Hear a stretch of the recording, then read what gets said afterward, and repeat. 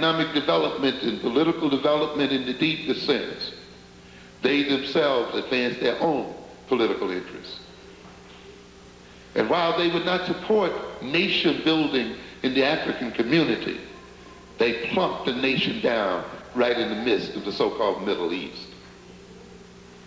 In other words, we were fed the fantasies of assimilation and integration by the same group who concerned itself with building a nation and building power so that it would no longer be dependent on the goodwill of other people, because they learned the serious lesson that sitting on the goodwill of other people may mean circumstances one day can change.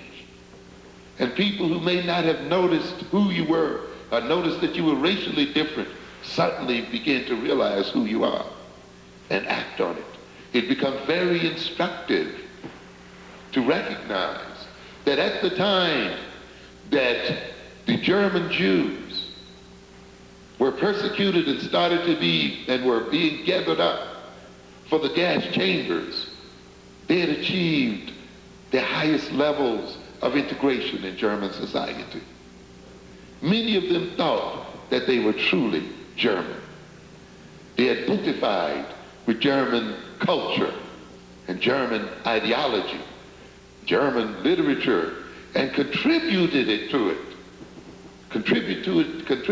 its art, to its sciences, philosophy, and so forth. And yet, the convergence of various circumstances singled them out again, and they were persecuted.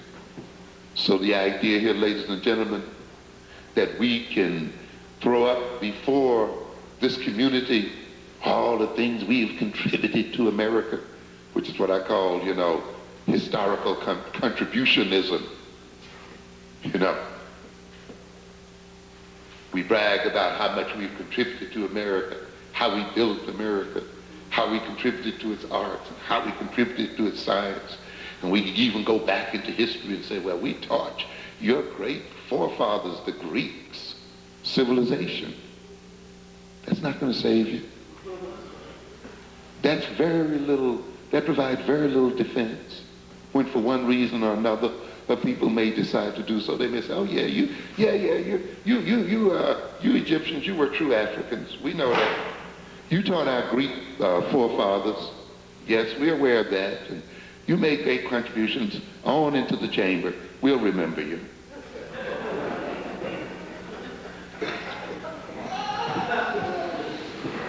Many people then are beginning to face this reality, but then a new fantasy has been laid on us.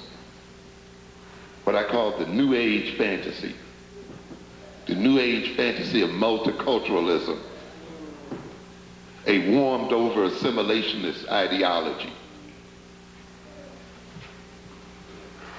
An idea that developed from what we call cultural pluralism, as defined by Christine Bennett in her book, Comprehensive Multicultural Education. Cultural pluralism is characterized by mutual appreciation and respect between two or more ethnic groups. And when we talk about the multicultural curriculum, she defines that curriculum as the curriculum develops knowledge and understandings about cultural differences and the history and the contributions of contemporary ethnic groups and nations, as well as various civilizations in the past. How does that feed you? How does that employ you? How does that protect your very lives and biological interests? This kind of knowledge, this kind of respect for other groups. It strives to integrate multi-ethnic and global perspectives into the traditional curriculum that is primarily mono-ethnic and, in the United States, Anglo-European. Another trip. We're going to dance other people's dances and sing other people's songs. And we're going to respect them and get them to respect us. That sounds very much like the assimilationist to me. does that get us? I go to many colleges and universities and I see black students and black people pushing multiculturalism. And I ask them, why is it that black people are pushing this? We are the most multicultural people around. We've always respected other people's culture. Any other group of people could come and go into business in our community. Any other group of people can come and live among us as a people. We have worked beside every ethnic group on this globe. We have not lynched other ethnic groups. We have not boycotted other ethnic groups. We've even tried to claim their identity. There are many of us who felt proud when somebody said, oh, I thought you were an Indian, or I thought you were a Mexican, or I thought anything but black.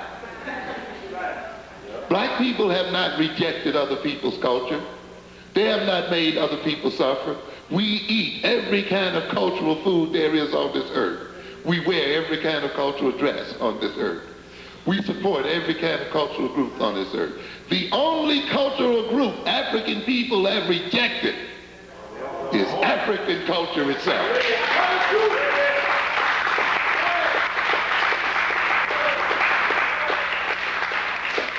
And now, before you can find out who you are and what you are, before you can read your own history and come into your own self-knowledge, someone is laying a curriculum on you, telling you you should learn more about other people. And yet you must be aware that if you suffer from a lack of self-knowledge, a lack of self-acceptance, a lack of self-love, a lack of self-confidence, a lack of identity, I don't care how much you know about other people, I don't care how much you sing their songs and dance their dances, I don't care how much you eat their food, you still will not be right in the world, and you will still be oppressed by every other ethnic group this earth has on it today. You have to recognize that. But yet we got somebody caught up in multiculturalism. The question I ask, where is it? Where is this multiculturalism you're talking about here? Where is it? Is it in your neighborhoods? Are you living in a mixed neighborhood? Where are the multicultural grocery stores? Where are black Americans and Dominicans owning things? Where are black Americans and Koreans owning things? Where are black Americans and Arabs owning things? Where are black Americans and whites owning things? Where are they living together? Where are they sharing? Where is this multiculturalism we are talking about, ladies and gentlemen? Yes, in the colleges, in the schools, but not where? In reality.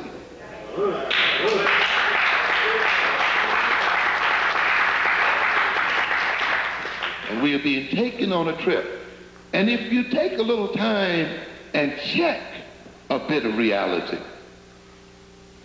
you will come to recognize that at the very point multiculturalism is reaching its zenith in popularity, is at the very point where the world is literally breaking apart through what? Ethnic conflict. Every evening it serves and croaks and this one and that one. Where is this racial harmony that we're talking about? Huh? Or is it another game to be run on black folks' minds? Is it another fantasy that we'll trip on for the next 30 years while people exploit us and use us? Is it another fantasy that will have us wake up one day and have all of the other ethnic groups in this country look at us as the enemy and ultimately decide to destroy us as a people? While we were caught up in our assimilationist fantasies, we've seen every other ethnic group come now to achieve the identity as a minority in America. And those programs that we struggled so hard for and fought so hard for to advance our interests as a people, now we got to share with every other group that decides to give itself a name. All of a sudden, white women became minorities. You see. All of a sudden, immigrants became minorities. Yes, and I'm going to say it. Some of you don't want to deal with it, but you got to deal with it. It's real. It's real. And I'll tell you up front, African Americans should be the first in line to get from America.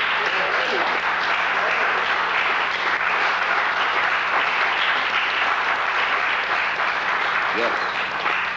And why do I say so? Because I'm immoral? No, because we paid the price.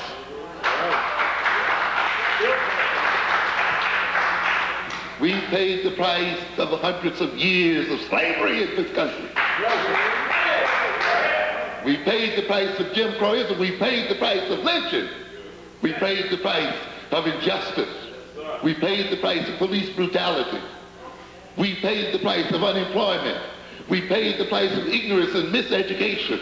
We paid the price with our bloods in every theater of battle this country has ever entered into. We fought the Revolutionary Wars. We fought the Civil Wars. We fought the Spanish-American Wars. We fought the Indian Wars. We fought in Europe. We fought in Japan. We fought all over this earth. And consequently, it is a bill come due that we get paid in America. And it is a shame then that there are those in America who expect, after all of these sacrifices, that African Americans act as if they just got off the boat yesterday. Why don't you act like the other immigrants? We are not the other immigrants. That's right.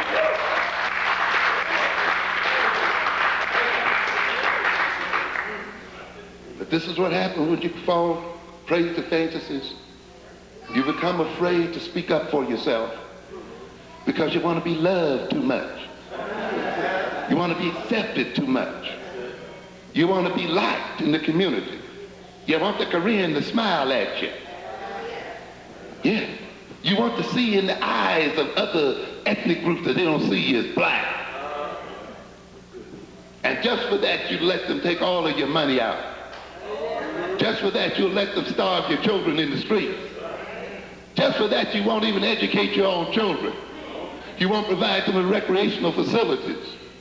You won't provide them with employment because you want to be loved and accepted by somebody else. You're going to die looking for love and acceptance.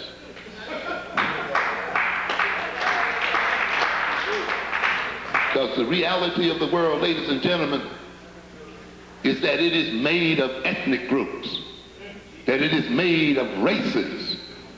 And if you believe so, it was made by God, there must have been some damn purpose for it. How is it that you're made as an ethnic group and a race, and then you're made to believe that it's a blasphemy not to speak up for who and what you are as a person? And then you're made to think it is holy to deny the skin that God gave you. But you got to face up with the reality and see what is going on in this world today. And the reality is, as stated by Cobb-Kine in his book called Tribes, born amidst optimism for the triumph of a rational and universal world order, the 20th century is ending with an increased interest in the power of race, ethnicity, and religion, rather than the long predicted universal age of the end of history. Your own Senator Moynihan now has a new book out called The Permanence of Ethnicity. Yes. Brzezinski, under the Carter administration, talks about the pandemonium, ethnicity. You got to face the reality. Race ain't going away in your lifetime, nor in your children's lifetime, nor in their other children's lifetime. It's the reality that you have to accept and deal with. It's not going anywhere. Beyond such visions, he goes on to say, lies the emergence of another kind of tribalism, one forged by globally dispersed ethnic groups. And he talks about these various tribes and how they advance economically. Let's look at some things that are going on while we are caught up in multiculturalism and racial harmony, another joke.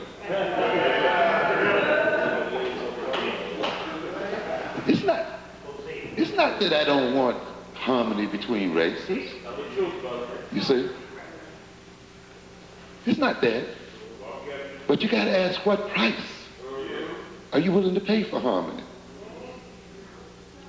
Are you willing to pay the harmony of the grave?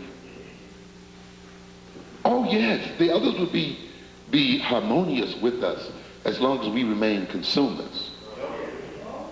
As long as we remain non-competitive. As long as we remain dependent and beggarly. As long as we don't demand our just due. Then we can talk about how we get along. And yet I'm afraid this is the kind of harmony that people are talking about. Let's look at what is actually going on in our real world while we talk about harmony and love between the sisters and the brothers all over this world. Now take you through a quick trip. I know we got to go here, but I just want to take a couple of things here because it's important, like I say, if we're going to remain sane, to look at what is really going on. As I said earlier, where are the multicultural businesses? Where are the multicultural jobs? Now, I picked up this paper this weekend, one of those free papers called Manhattan Spirit. And it has on it, it says it's the West Side's largest weekly newspaper. Heroin makes the grade in Ivy League as Upper West Side campus experiences new drug problem. Well, they're talking about the students at Columbia who catching on to the heroin habit. Matter hard over there. As a matter of fact, they call it Columbia's dark secret. Okay. Yeah. What I find interesting, by the way, but one of the things I caught here was a segment taken out by the Koreans, what they call it, Korean America, a New York story, page 20 to 25. So we took out about 5 pages of ads here. And let's see, they're talking about various things. But let me just read you a few quotes. Here they talk about a new publication, targets Asian American youth. Multicultural youth, did they say? Asian American youth.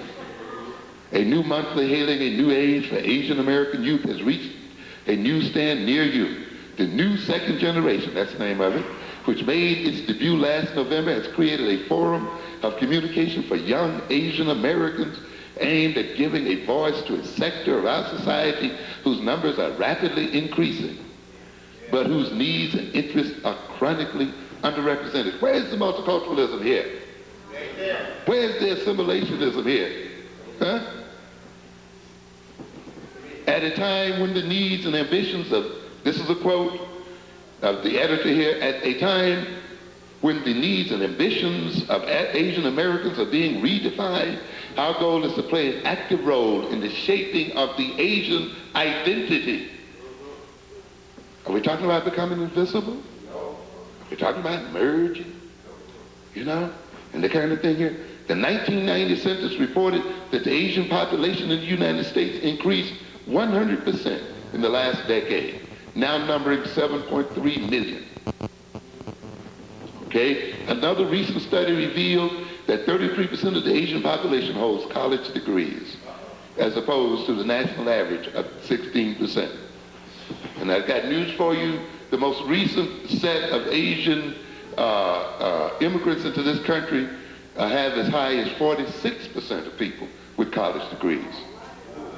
Compare that then with something like 13% for black folk. You can begin to see what is going on here. You're being lulled to sleep in multiculturalism. And it goes on here, and, but I'll skip over that for a bit. I just want to look at something else here, down at the bottom, called Association Unites Community. Korean Americans have prospered so impressively in New York City because of their cohesion as a community. Multiculturalism here, ladies and gentlemen? Denying color? No. But this is the age of multiculturalism, isn't it? Yeah. And the Korean Association of Greater New York has nurtured this unity in the metropolitan area for over 30 years. They're nurturing unity, and we're trying to nurture something else. Their major organization bringing cohesion, and ours is trying to disperse us throughout the American population. The longevity and success of the association is due in part to its effort to constantly adjust its mission as the needs of the Korean community mature. Now that Korean Americans have achieved social stability and economic prosperity, the Korean Association is looking to help improve relations between Korean New Yorkers and other ethnic minorities in the city. There's your multiculturalism. We're going to be nice to you after we get all the money. And after we stabilize ourselves and stabilize our community, then we're going to deal with the ethnic relations. It's a lesson, and this is what we've been trying to tell black folk all the time. Why are you trying to integrate and love other people and get caught up in it when your greatest problem is to do what? Integrate with yourself and love yourself first.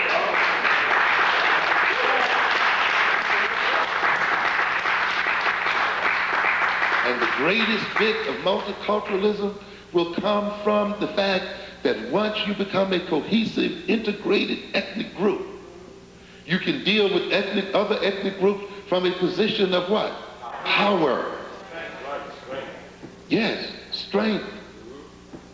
You have something to trade. You have something to sell. You have something to buy. You have something then that demands their respect without you having to march and do all of the kinds of things that we see ourselves doing today. And every other group knows this is the way you do it. You stabilize yourself, you build yourself, and then you reach out. To live harmoniously with other ethnic groups, we need to reach out and cooperate one with the other. But we notice this is coming after what? 30 years of economic development. But a good deal of what we call multiculturalism is merely a new face put on advertising. You say, well, we recognize that other groups exist in the world. We want to sell them things. This is chiefly the way whites approach it. We want, to them feel comfortable buying things from us. So we're going to talk about diversity a little bit. Today, the Korean Association serves as an umbrella group for over 1,000 Korean and non-Korean organizations throughout the 5 boroughs. It is widely recognized as the leader of Korean American organization, with this president duly elected by Korean American voters from the entire metropolitan area. How many people know the Koreans went to the polls to elect their own leader? I know, we were so busy trying to run for president with Jesse Jackson until we didn't recognize that. And I've said often that Jesse Jackson would have been a much more powerful man if he'd run for election within the black community and served as an elected official of the black community representing the black community's interests, rather than trying to run in some general election. He could literally have led the so-called third world had he led the black community and identified with it and integrated with it and been legitimated by it. You see, because this is what groups do, who are real in the world.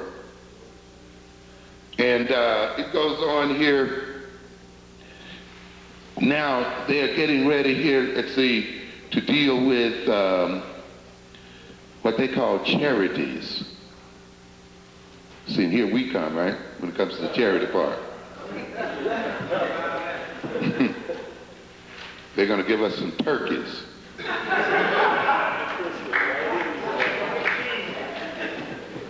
And it starts with green grocers produce results. Over the past 20 years, there has been a highly visible metamorphosis in New York's produce industry. We don't have to know that, do we? During that period, as any New Yorker could tell you, Korean Americans have come to dominate the retail end of the business. And I'm just skipping over here. At the center of this revolution is the Korean. Did I say multicultural? Did I say racial harmony? No, I said what? Korean. Ethnic identity. The Korean Produce Association. Did I say the All Races Produce Association? No, it says what? The Korean Produce Association. Oh, but this is the age of racial harmony and multiculturalism, isn't it? Mm-hmm. Located in the Hunts Point market, which I predict they will take over in the near future. The association was founded 20 years ago to help new merchants with the various problems associated with owning a retail business in New York City. Same kind of thing that I'm trying to get black people to recognize here today.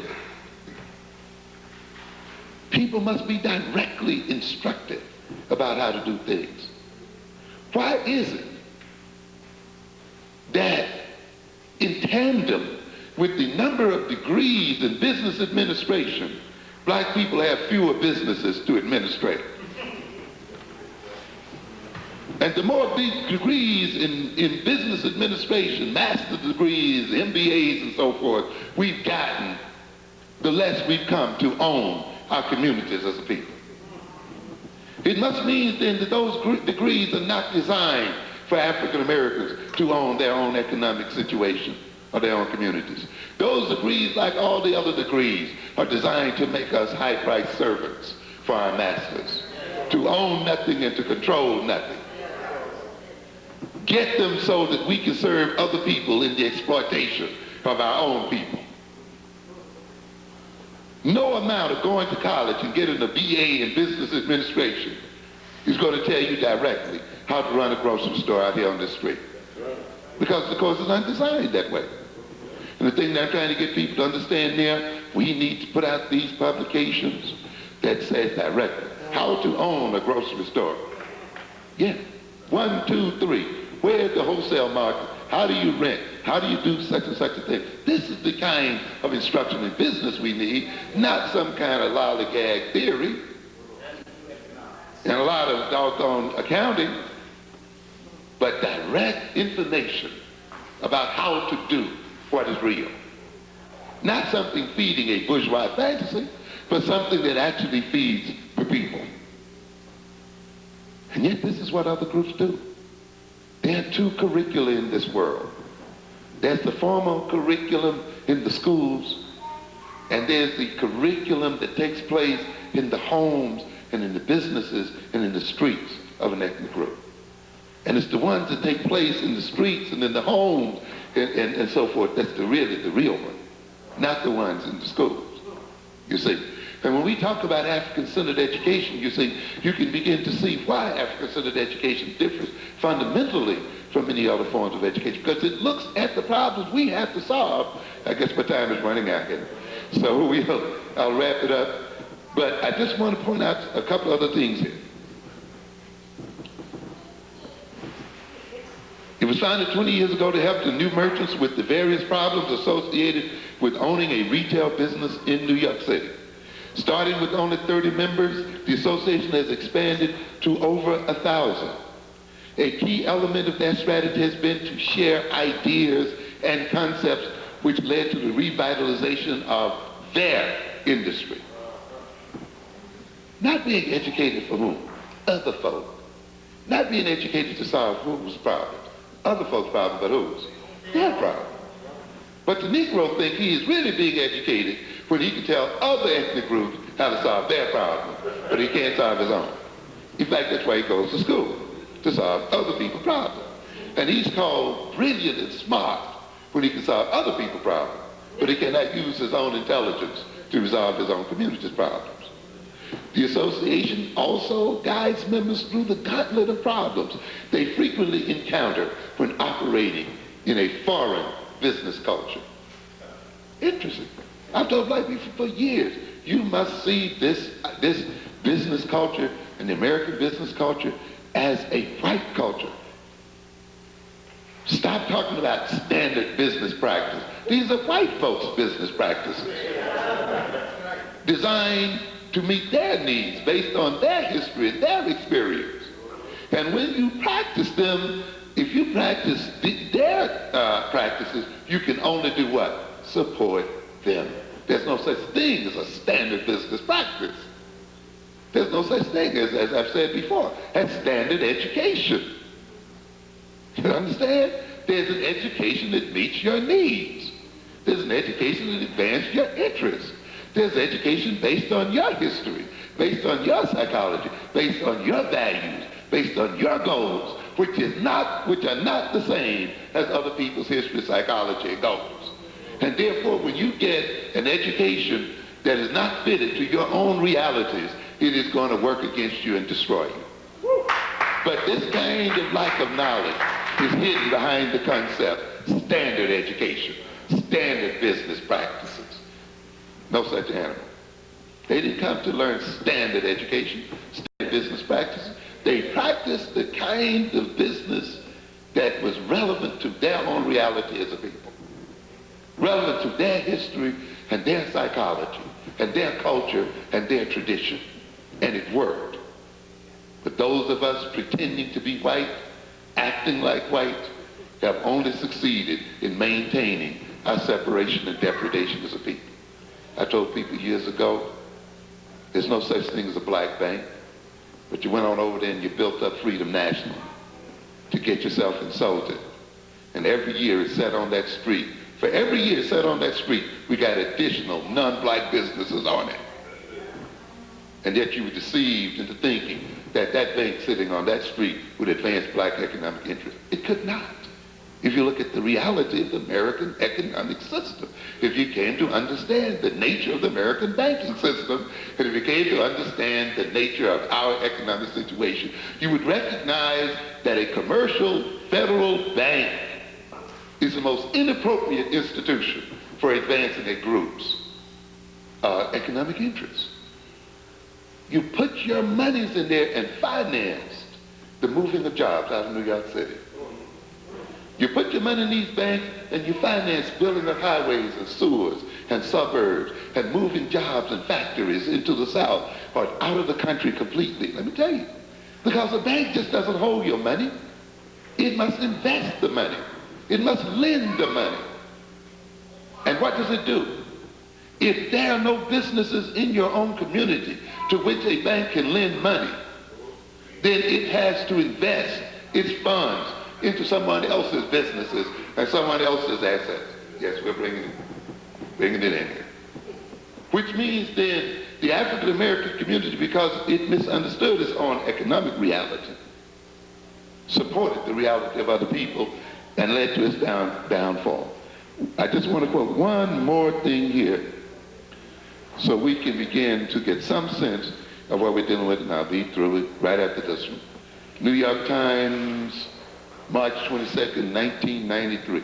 You know, I talk about education.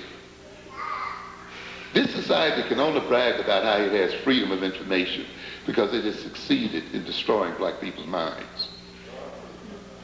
Here's a society that does not want to hide what it does to various people, and it doesn't. Every means by which it manipulates and controls and dominates is published right in front of your eyes. That's why our children cannot learn to read and must not learn to read. Because you know, ladies and gentlemen, if black people really learned to read well and acted on the knowledge that's available to us, you would get censorship in America. Yeah. They would hide knowledge from you. The only way then that this country does not hide knowledge from us, it makes sure that we take no interest in reading, that we run from books, we run from papers, we run from libraries. We see reading as unmanly. You see, we get headaches when we read. We get sleepy. We see it almost as un-African. We start even making excuses for ourselves. Our thought is non-linear. While theirs is, yeah, we got a lot of that stuff too. People hiding things. We are intuitive people. Yeah, right. Just means you don't want to do the hard work of reading and thinking. You want to sit around and guesstimate and estimate and all these other things instead of grasping onto reality and being precise in what you're doing. Seeking new ties and clout, Korean Grocers joined voices. The Korean Grocers Association of New York had a surprising guest give the invocation at its annual awards meeting last month. The Reverend L. Sharpton. Not only that, They have also sponsored spots on black radio stations honoring heroes like Thurgood Marshall. The Korean Produce Association ran a scholarship program for black minority students in conjunction with the Amsterdam News. Got a picture right here. They're sending 2 colored girls to Korea over there. President of the Korean Association of Greater New York provides last-minute tips on life in Seoul, Korea. Provide tips on life in America, man, to 3 young students, black people, sitting here. Mara Griffith, Elizabeth Ortiz, and Duana Evans, shortly before they left earlier this month for studies in the Asian capital under a scholarship program established 2 years ago by Kung Hee University for African American students. A total of 100 scholarships were given to studies on the undergraduate and graduate level. Students are to be sent in groups of 20 over a 5-year period. Come on. Come on. Typical neo-colonial game, typical brainwashing game, and how cheaply we can be bought as a people. Giving away millions and billions of dollars for a few stupid scholarships, and for some people who are going to come back and convince us that it's in our interest to support people who exploit us. Yes. And I see them buying the Amsterdam News almost every week. There's some scholarship being handed out to black students. On a range of issues, Korean business owners in New York are using the strength of their numbers to try to increase their political influence and improve their business opportunities. And perhaps most important, mend their bitter relations with other ethnic groups. Told me years ago, what do you do first? You get the economic together first. There's no power without economic power. Negroes thought power was in voting. Power is not in voting. Power is in money. Power is having control over major resources. And any ethnic group that's smart gets this first, and then it moves into the political arena, not the other way around. Yes, and the grocers have elicited municipal help to set up a huge new food co-op to cut their costs drastically. Who are they going to sell the food to, huh? Community relations initiatives by them and others have included taking black leaders on tours of South Korea and sending black students to study there. And now they're going to push their concern by voting as a bloc in this year's mayoral race. They have made a collective response, and you know, they go on here. The organization is trying now. You were complaining so much that it wasn't that the Koreans were taking livelihood and taking your money out of the community, not living, not sharing, but just coming in today and taking the money out. You know what our complaint was? They don't smile at you when you come in. They look like they're mad. You know, and they learned that all black people need is a smile. They give you every number and nickel in their pocket. They'll rob their own children of a livelihood. They'll starve them. They won't keep their money to educate their children, even though they complain about it. Smile at them. Say hello. And they'll just lay it on you. The organizations now are trying to change the behavior of Korean business people so that they are less likely to spur a negative response. This has been done partly through extensive advertising in New York's 4 daily Korean newspapers and 3 cable television channels. And seminars are being offered to teach Koreans to smile more frequently, something they say is rare in their culture. Boy, what a smile will do for you, huh? Their total sales approach 1.5 billion. It's thus hardly surprising that the giants of the food industry, from Anheuser-Busch to General Mills, streamed to the association's 2nd annual food and trade show. Did they say multicultural show? No, last month. The Grocers Association, they give a little history here to Koreans who remain in the food business, and they go on here and they talk about, now what are they getting ready to do now that they got clout? Fighting sidewalk competition. Okay? Yes, these competitors have nominal, more than any other issue, it is peddling that is energizing Korean store owners to register and vote. Their goal is to drive the city to crack down on illegal vendors and more tightly regulate legal ones. Black men pushed into the street, kept into the street. And now we get a group of people who rise up on the black man's money, and what thanks do we get? We turn around now and he's going to use his clout to run them off the street. But of course, how can they not consider us fools anyway? People who went and fought in Korea and died in Korea, whose blood was shed in Korea, whose blood will still be shed in Korea tomorrow if the North Koreans decide to attack or the Chinese decide to attack. And while we were dying and fighting for them, they could have come over and enjoyed the privileges that we could not even enjoy at the time. And while our monies and our tax monies and so forth were going to protect this peninsula, going to make this peninsula a safe place for the white boys to invest in so that they could get rich, while black tax money was going to Korea to build highways and infrastructure, while black money was going to invest in the building of industries and the stabilizing of governments, something that the United States never did for African nations of African people, even though it was filled with African people on its very soil. We are dealing here then with the people who should have come here and given you thanks for the sacrifices that you made in protecting their lives and ensuring their freedom. And yet what we get a bunch of black folk who believe that they owe the Koreans a living and who support their becoming wealthy so that they can turn right around and run even the vendors off the blocks of New York City. This is because people believe in fantasies and will not deal with reality. Ladies and gentlemen, racial identity is not a joke. It's not a thing. It's not just a custom. Identity is the source of a people's survival. It is the key to people's survival because identity is the basis upon which they organize themselves. They act in unison and act as a collective. It is a means by which they share one with the other and structure their relationships in such a way that they enhance their living and they protect their very lives. And I'm telling you today then, ladies and gentlemen, in this age of multiculturalism and racial harmony, that if the black man does not reestablish his identity, and then as the black man reclaims his identity as an African man, an African woman, unless we reclaim African consciousness and identity, our days on this earth are not long. Thank you kindly for your attention.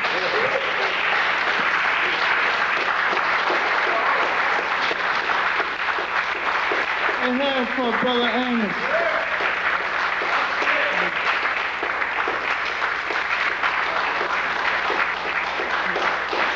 Right now we're going to take a collection for our speaker like we do every week. For